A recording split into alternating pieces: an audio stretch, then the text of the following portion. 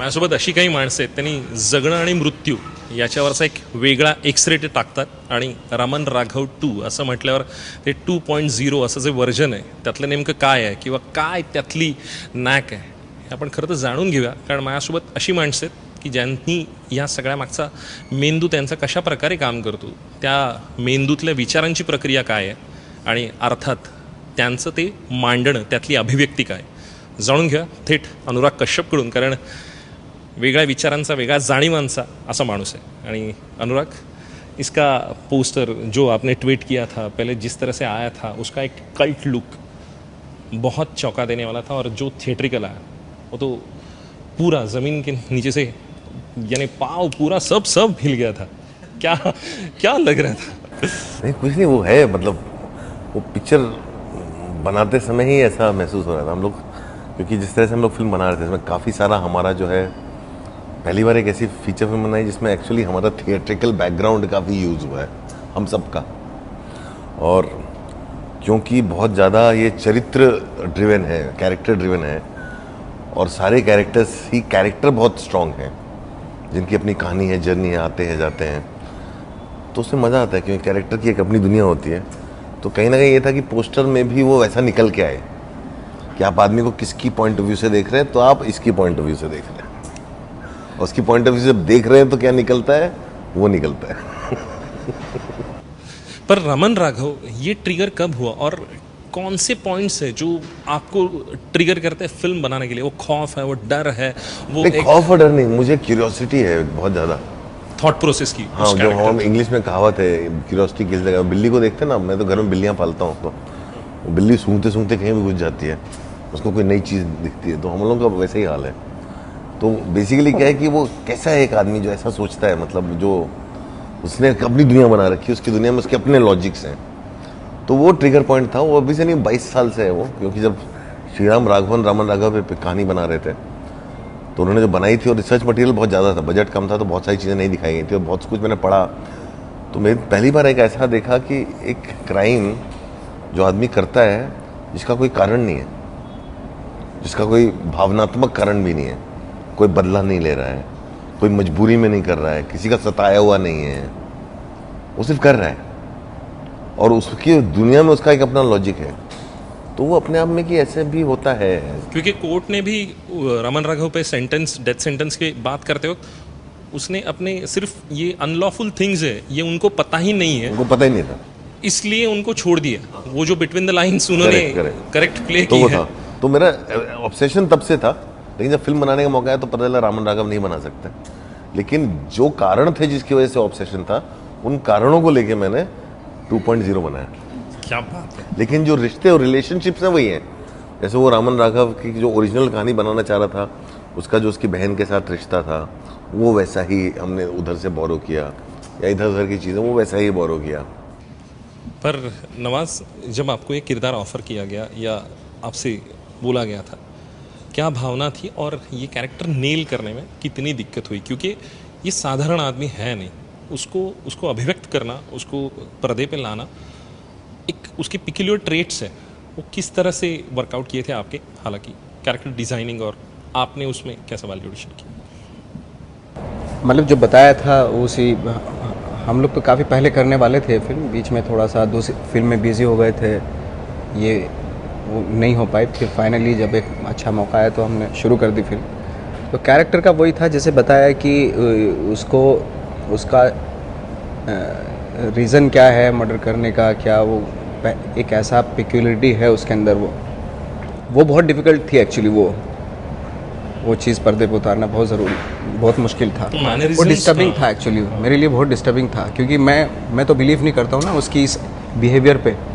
Murder करने का जो उसका बिहेवियर, वो सोशली बहुत ही करेक्ट नहीं है वो.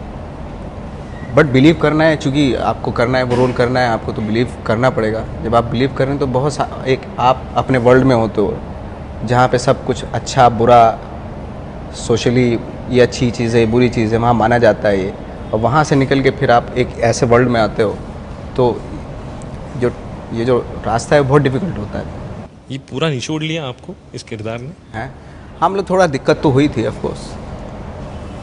कैसा था माहौल जब सीन कुछ समझा रहे थे और वो रमन राघव पहली बार आप कैमरा के सामने प्ले कर रहे थे, क्या आपकी ब्रीफ थी और कैसा ये था कैमरा के सामने वाले पहली बार जब रमन राघव के हम लोग जो सीन ट्रेलर में वो पहला शूट कर रहे थे तो स्क्रिप्ट तो थी इनके पास, तो काफ़ी इन्होंने प्रिपरेशन किया हुआ था। मैं सिर्फ यही बताता इनको क्या नहीं करे और कुछ डिटेल समझाने का, मतलब जैसे कि वो एक इनविजिबल रेडियो पे सुनता था बात, तो बस उतना डिटेल जो इन्फॉर्मेशन स्क्रिप्ट में नहीं थी तो मैं उनको वो देता था। मैं वैसे ही काम, मैं कभी किसी को नहीं बताता कैसे एक्टिंग है, मैं बोला ये मत करो वो मत करो, वैसा वैसा काम होता है। बाकी सब इनका प्रिपरेशन यही बताएंगे। रात को क्यों नींद नहीं आती और आउल की तरह आंखें क्यों चमकती है आपकी? किसकी, मेरी? हाँ, यानी जो कैरेक्टर कैरेक्टर की, हाँ। सीसीटीवी कैमरा होता है ना, उसका ऐसे देख रहा होता है वो, सब देख रहा होता है वो। इनको हमने बहुत परेशानी में डाल दिया था। इनको हमने ऐसी ऐसी चीज़ें करा दी थी इनकी आंखें बंद ही नहीं हो पा रही थी खुल गई थी पूरी। और वो सही बात है ये, बिल्कुल। वो बाद में पता चलेगा, जब फिल्म देखेंगे तब आपको रियलाइज होगा कि आंखें क्यों बंद नहीं हो रही थी। देखने के बाद हमारी एक तो बंदी हो जाए या खुली की खुली रह जाए। मतलब पर्पज ये कि ये पिक्चर देख के जो जाए उसको उस रात तो कम से कम नींद नहीं नींद ना, ये हमारा पर्पस था, नेक। क्योंकि थिएट्रिकल देखने के बाद इतनी हलचल हो जाती है, क्योंकि वो आपने एक स्लो पॉइजनिंग जैसा है, वो अंदर घुसते जाती है और वो बाद में वो नशा सा होने लगता है। उसकी ग्रूव जो है, बेहुदा का हो या कत्ले आम का हो, उस गाने की ग्रूव ही वैसी है। थोड़ा होना चाहिए ना होना तो चाहिए। अमृता, मला तुला विचारायला आवडेल, कारण खरं तर कान्सचा एक्सपिरियन्स वेगळा आहे आणि तुझी एक गोष्ट आहे जी तू शेअर केली होतीस. आपण परवा सैराटच्या पार्टीतही आपण बोलताना त्या गोष्टींबद्दल बोललेलो. त्या किस्स्याबद्दल तू सांगावं आणि अनुरागच्या मोठेपणाबद्दल सांगावं असं मला वाटतं. हो, म्हणजे अनुरागबरोबर कितीतरी वर्ष मला काम करायचं होतं. त्याच्याबरोबर काम केलं तेव्हा मला लक्षात आलं की तो खूप चांगला डिरेक्टर तर आहेच, पण बहुत बडा दिल है उसका, आणि तो माणूस म्हणून एक खूप मोठा आहे. आणि कानला मी तो जो किस्सा शेअर केला होता तेव्हा मला खरोखर जाणवलं. अल्मोदोवार हा माझा खूप आवडता दिग्दर्शक आहे आणि त्याच्या फिल्मचा रेड कार्पेट तिथे होता आणि त्याचे पासेस अनुरागला मिळालेले होते आणि मी त्याला अगदी खूपच जीवावर धोंडा ठेवून मी म्हणलं की सॉरी, मी कधीच असं काही मागत नाही, पण होऊ शकेल का एका क्षणात, कारण तिथे हे पासेस मिळणं खूप अवघड असतं. पण एका क्षणात अनुरागनी त्याचे जे पासेस होते तो म्हणाला की तू जा. तर म्हणलं नको नको असं नको. तो म्हणलं नाही अगं, मला ना तसंही खूप काम आहे, मी खूप बिझी आहे, त्याच्यामुळे तू जा. म्हणलं नाही नाही नाही अनुराग, तू असं करू नकोस. ते एक त्यांनी ज्या सहजतेने केलं ना, म्हणजे त्याच्यात कुठलाही दिखावा नव्हता, काहीच नव्हतं. त्याच्यामुळे मी खूप ऋणी आहे की अशा माणसाबरोबर मला काम करायला मिळालं. नुसती ती गोष्टच नाही, म्हणजे गेला काही दिवस उडता पंजाबची जी काही कॉन्ट्रोवर्सी चालू होती, त्यांनी ज्या पद्धतीने त्या बाजूनी तो ज्या शांतपणे उभा राहिला आत्मविश्वासाने, मला असं वाटलं माणूस म्हणून पण या माणसाकडनं खूप काही शिकण्यासारखं आहे. आणि आत्ता तो म्हणाला तसं या चित्रपटाबाबतीत त्याची बहीण आणि त्याचं इक्वेशन, अशा अर्थाने त्याच्या बहिणीची माझी भूमिका आहे या चित्रपटात. आणि अनुरागची फिल्म असल्यामुळे नुसतं बहीण भाऊ एवढं म्हणून चालणार नाही, खूप काही कॉम्प्लेक्सिटीज आहेत. त्या काय आहेत त्या चित्रपट बघितल्यावर तीच कळतील. पण नवाजबरोबर काम करायचं आणि अनुराग आणि नवाज या कॉम्बिनेशनबरोबर काम करायचं ही खरंच खूपच ग्रेट गोष्ट होती. पण ते कॉम्बिनेशन जे तू म्हणतेस ते डेडली कॉम्बिनेशन आहे. एक्सटीसीचा शॉट येतो तर ते त्या सगळ्यामध्ये कशा अर्थानं ती माणसं आणि त्या दोघांना, कारण को ॲक्टर ॲक्शन रिॲक्शनचा खेळ आहे, अशा वेळेला ते ब्रीफ असणं किंवा त्यासमोर व्यक्त होणं, NSD असं सगळं असेलही, पण तरीही त्यातला एक फॅक्टर असतो जो आपल्याला त्या क्षणाला रिॲक्ट होताना वाटतो. ॲक्टर म्हणून एक आपलं मन असतं आणि समोर एक मन सतत हे ऑब्झर्व करत असतं, ॲम्बियन्स टिपत असल्यासारखं. त्यावेळेचा नवाज आणि त्यावेळेचा अनुराग कसा वाटला? मला सगळ्यात आधी आठवतं, म्हणजे काही दिवस आधी आम्ही सगळे जमलो होतो आणि अनुरागनी सांगितलं होतं की त्याला काय अपेक्षित आहे या आमच्या दोघांच्या नात्याबद्दल. त्याचं एक वाक्य मला खूप लक्षात राहिलं की त्या दोघांना एक मोठा पास्ट आहे, मोठा भूतकाळ आहे, पण तो भूतकाळ फ्लॅशबॅकमधनं दिसणार नाही आहे. पण मी एकदा त्याच्याकडे, तो माझ्याकडे आणि मी त्याच्याकडे पाहेन, त्या आमच्या बघण्यात ते कळलं पाहिजे की तो काय पास्ट आहे, व्हॉट इज द पास्ट. तर ते त्याचं ब्रीफ माझ्या लक्षात राहिलं होतं. आणि अनुराग ज्या पद्धतीने कॅरेक्टर कन्सिव्ह करतो ना, ते आपल्या विचारांच्याही पलीकडचं असतं. पण त्याचा मोठेपणा हा आहे की तो ॲक्टरला तिथपर्यंत अलगद नेऊ शकतो.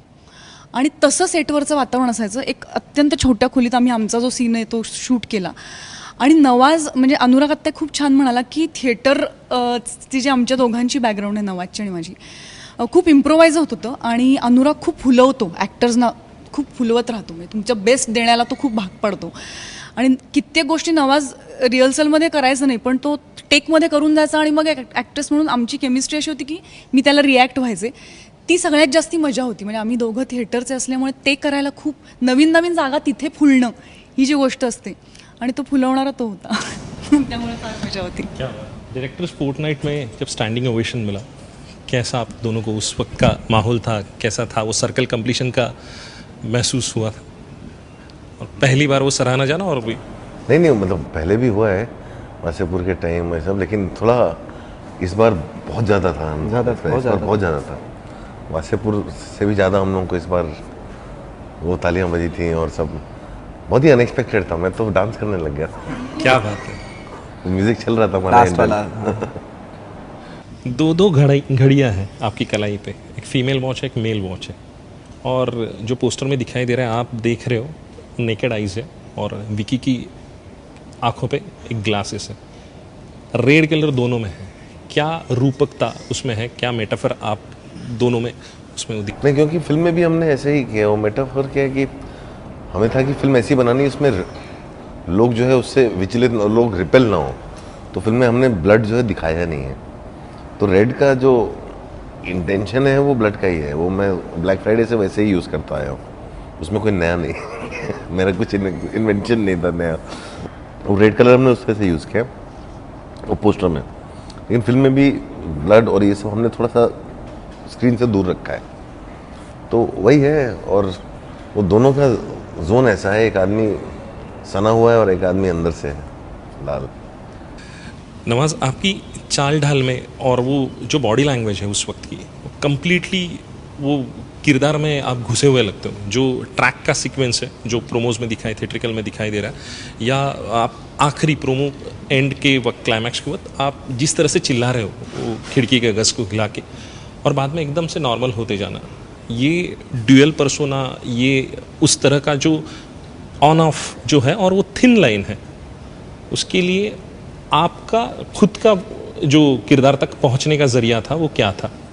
हालांकि वो वाला जो जिसकी आप बात करो जंगले वाला, वो सारा इन्होंने बताया था कि ये फिल्म में है, वो एक सीन है वो पूरा, और जंगले वाला जो था वो थोड़ा थक गया था मैं चिल्ला चिल्ला के थक गया था। अरे यार वो कितनी तो वो था, थोड़ा सांस ले रहा था। और मुझे वो विकी के साथ वाला जो एक्सचेंज है, मैं ही आपको खुद से आपसे ज़्यादा मैं जानने लगा हूँ और सामने वो जो नज़र एक्सचेंज हो रहा है और आप जैसे बैठे हो नीचे और बिल्ली इर्द गिर्द घूम रही है। बिल्ली आ गई थी। हाँ बिल्ली को नवाज से प्यार हो गया था इसको किसी और से हो रहा था, मुझे बिल्ली, फिर मेरे पास क्या बचता, बिल्ली बची हालांकि विकी मी मराठीत प्रश्न विचारेन कारण तुम्ही चांगलं मराठी बोलता असं ऐकलंय। मी प्रयत्न करणार। यानी जिस तरीके का आप दिखाई दे रहे हो या आप एक नशे में हो, एक धुन में आप हो, वो धुन पकड़ना किस तरह से और अनुराग के साथ काम करने का एक्सपीरियंस और वो किरदार क्या है? किरदार एक पुलिस वाले का है, कॉप है, पर आइडियल कॉप नहीं है। वो अपनी कुछ सर्कमस्टांसेस से जूझ रहा है, अपने उसने कुछ लाइफ में सर्कमस्टांसेस देखे हैं जिनका एंग्स्ट लेके वो जी रहा है और वो एंग्स्ट का उसे रिलीज नहीं मिला है, तो वो सारा जो सैलाब है, वो स्टॉर्म है, वो अंदर ही पलता आया है और वो अंदर उसे कैसे डिस्ट्रैक्ट कर चुका है और उस वजह से उसे अपने टेम्परामेंटल इश्यूज हैं, वो पता नहीं, वो खुद नहीं जानता कि वो कैसे रिएक्ट किस चीज़ को कब कर जाए। तो जब एक ऐसा इंसान लॉ के सही तरफ हो तो how safe is the law and how safe is he in that law is that whole character. और अनुराग सर के साथ काम करना, मतलब मेरी जर्नी उनके साथ शुरू हुई है वासेपुर से। मैं असिस्टेंट डायरेक्टर के तौर पे काम करता था, तो तभी मैं पहली बार नवाज भाई के साथ भी काम किया था और अनुराग सर के साथ भी, और तभी मैंने कभी नहीं सोचा था 5 साल में मैं ऐसे बैठा हूँगा और एक फ़िल्म के बारे में बात कर रहा हूँ इनके साथ। तो अच्छी जर्नी रही है और काफ़ी लकी मानता हूँ खुद को कि ऐसा मौका मिला और अनुराग सर ने फेथ रखा कि ये मैं कर पाऊँगा। मसान के बाद लगा कि विकी ये किरदार कर सकता है क्या, या पहले ही दिन मसान के बाद नहीं लगा, मतलब मसान के पहले लग रहा था, लेकिन मसान के बाद तो एकदम चला गया था क्योंकि वो इतना अच्छा एक क्या ना, हमारे यहाँ ऑडियंस भी एक इमेज बना लेती है, एक परसेप्शन, और मैं विकी को बहुत अच्छे से जानता हूँ। तो कई बार क्या होता है ना कि उसका हैंडीकैप ये है कि मैं उसको अच्छे से जानता हूँ। अगर वो मैं नहीं जानता और वो एक एक्टर ऐसे ही आया होता तो मेरा जजमेंट विकी के बारे में कुछ और होता शायद। तो ये था कि क्योंकि मैं जानता हूँ और बहुत ही शेल्टर्ड अपब्रिंगिंग रही है, और विकी बड़ा अच्छा लड़का है। जब मसान में लड़का देखा तो वो विकी है, अच्छा था मतलब वो विकी है और था। तो वो इतना अच्छा बच्चा है और लोगों को बहुत पसंद आया। मुझे लगा ये जो कैरेक्टर है ये उसके एकदम ऑपोजिट है। वो दीपक और ये राघव दो अलग पोल है, मतलब वो नॉर्थ पोल है, ये साउथ भी नहीं है, साउथ से भी टेंजेंट है हाँ, तो विकी कर पाएगा, विकी के पास इतना लाइफ एक्सपीरियंस है कि नहीं है, तो ये सब मेरे डाउट्स थे। तो लिस्ट में था क्योंकि एक्टर बहुत अच्छा है और विकी का इंटेंशन है समझने का, करने का, हार्ड वर्क बहुत करता है। हाँ, मैंने इसको देखा है, मेरे सबसे हार्ड वर्किंग असिस्टेंट था, बिना एक्सपीरियंस के आया था, इससे ज़्यादा मेहनत कोई करता नहीं था। तो वो सब था। तो मुकेश से जब मेरी बात हुई तो हमने कहा इसको ट्राई करते हैं, लेकिन मुझे मालूम नहीं कर पाएगा। मैं कहा विकी को भी बोल देता हूँ। तो विकी को मैंने बोल दिया फ़ोन करके कि मुझे नहीं लगता तो कर पाएगा, लेकिन ट्राई करके देख।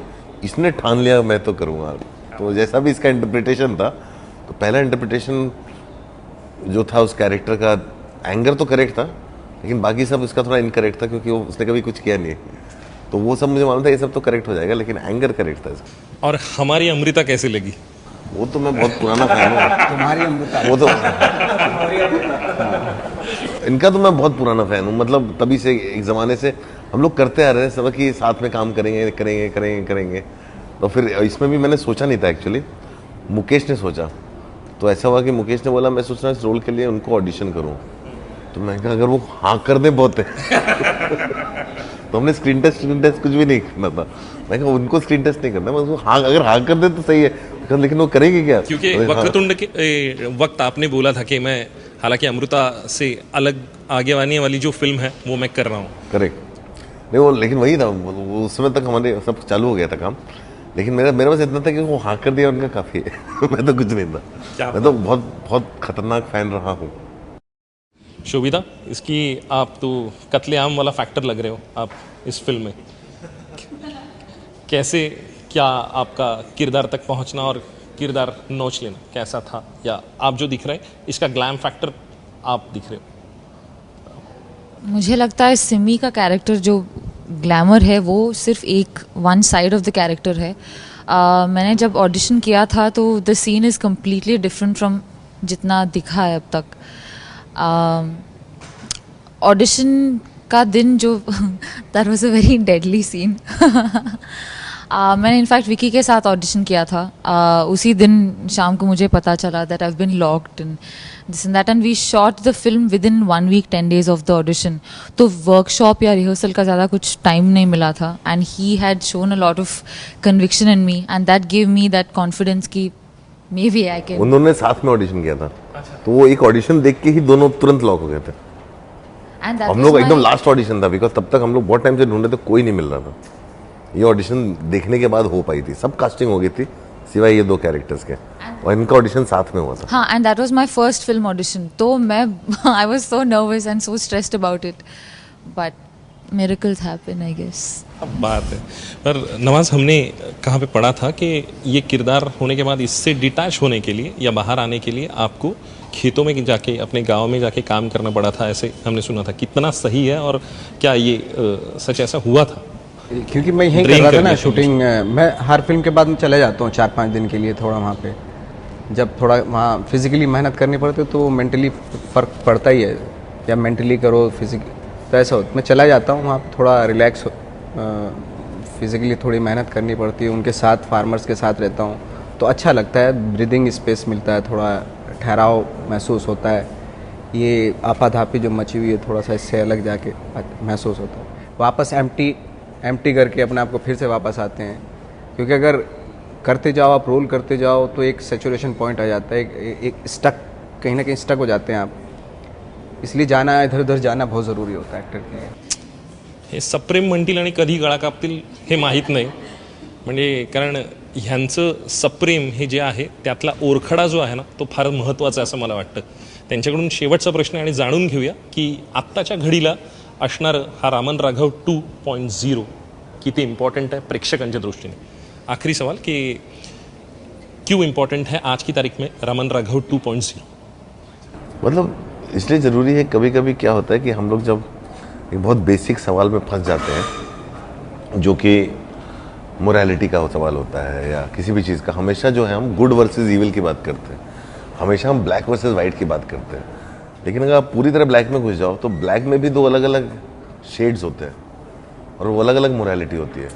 अब उसमें भी ब्लैक के अंदर भी एक मोरालिटी का टेस्ट होता है. तो इसमें वही है, ये कैरेक्टर्स हैं और दोनों ही कैरेक्टर काले खाने पे खड़े हैं.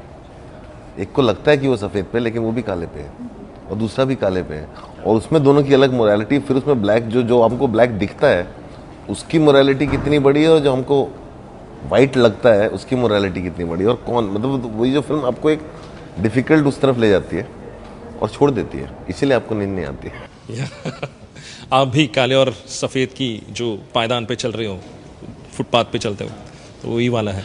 आपको क्यों लगता है कि रामन राघव 2 एजेंडा पे होनी चाहिए और वो 24 जून सप्रेम की तरह बॉक्स ऑफिस पे जाके टिकट खरीदना बहुत ज़रूरी है?